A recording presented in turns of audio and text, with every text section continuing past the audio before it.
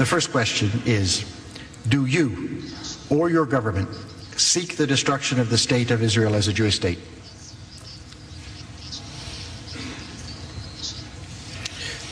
ما دوستدار همه ملت‌ها هستیم. We love all nations. We are friends with the Jewish people. There are many Jews in Iran living peacefully with security. You must understand that in our constitution, in our laws, in the parliamentary elections, for every 150,000 people, we get one representative in the parliament. For the Jewish community, for 1/5 of this number, they still get one independent representative in the parliament.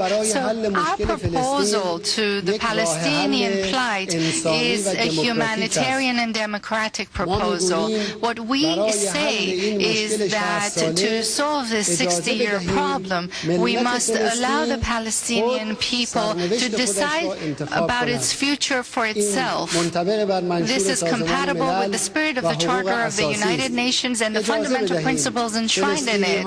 We must allow Jewish Palestinians, Muslim Palestinians, and Christian Palestinians to determine their own fate themselves through a free referendum. Whatever they choose as a nation, everybody should accept and respect. Nobody should interfere in the affairs of the Palestinian nation. Nobody should sow the seeds of discord. Nobody should spend tens of billions of dollars equipping and arming one group there. We have allow the Palestinian nation to decide its own future, to have the right to self-determination for itself. This is what we are saying as the Iranian nation. Mr. President, I think many members of our audience would like to hear clearer answers to that question. That is,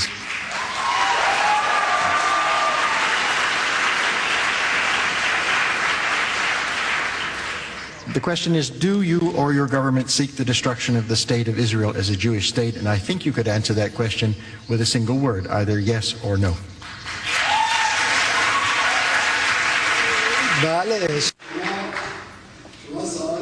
You ask the question and then you want the answer the way you want to hear it. Well, this isn't really a free flow of information.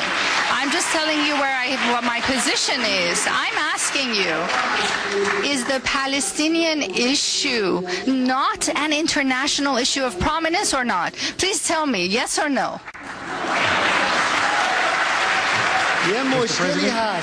There's a plight of a people. The answer to your question is yes.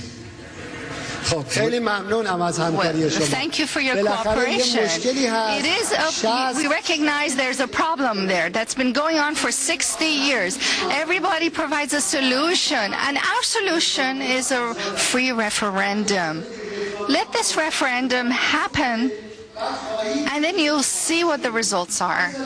Let the people of Palestine freely choose what they want for their future. And then what you want in your mind to happen there will happen and will be realized. Which was posed by President Bollinger earlier and comes from a number of other students. Why is your government providing aid to terrorists? Will you stop doing so and permit international monitoring to certify that you have stopped?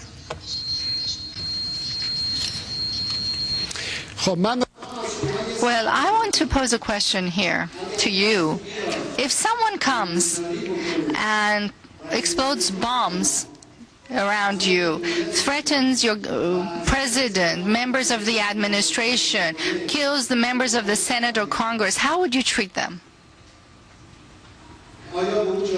Would you award them, or would you name them a terrorist group? Well, it's clear. You would call them a terrorist. My dear friends, the Iranian nation is a victim of terrorism. For 26 years ago, where I work, close to where I work, in a terrorist operation, the elected president of the Iranian nation and the elected prime minister of Iran lost their lives in a bomb explosion. They turned into ashes.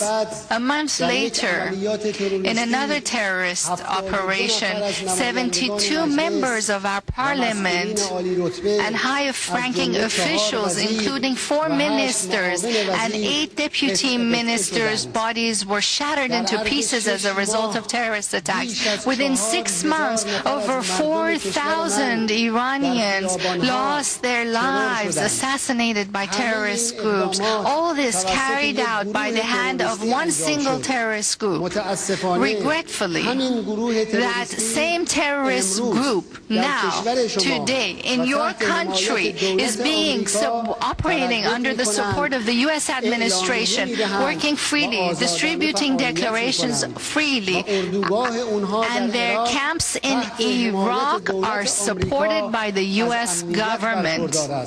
They are secured by the U.S. government. Our nation has been harmed by terrorist activities. We were the first nation that objected to terrorism and the first to uphold the need to fight terrorism. Mr. President, a number of people have asked. We need to address the root causes of terrorism and eradicate those root causes. We live in the Middle East. For us, it's quite clear which powers sort of incite terrorists, support them, fund them. We know that. Our nation, the Iranian nation through history, has always extended a hand of friendship to other nations. We're a cultured nation. We don't need to resort to terrorism. We've been victims of terrorism ourselves. And it's regrettable that people who argue they're fighting terrorism, instead of supporting the Iranian people and nation, instead of fighting the terrorists that are attacking them, they're supporting the terrorists. And then turn the fingers to us. This is most regrettable.